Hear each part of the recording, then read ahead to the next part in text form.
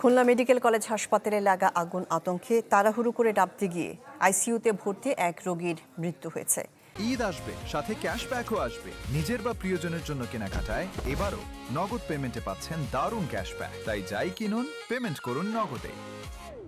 নিহত রোগীর নাম নাসরিন নাহার।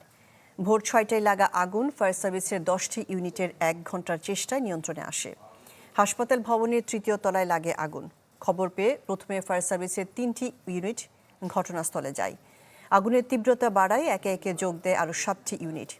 বৈদ্যুতিক শর্ট সার্কিট থেকে আগুনের সূত্রপাত বলে ধারণা ফায়ার সার্ভিসের।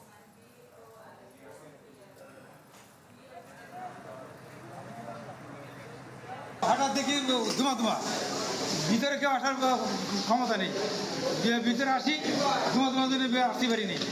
আমরা এই পর্যন্ত ভিতরে ঢুকতে পারি নাই, এখানে ধোঁয়ার কারণে দেখা যাচ্ছিল না। মানে স্টোরুম তালাবদ্ধ ছিল, সেখানে বৈদ্যুতিক অনেক সরঞ্জামাদি থেকে বৈদ্যুতিক লাইন থেকে ধারণা করা হচ্ছে বিদ্যুতের কারণে আগুন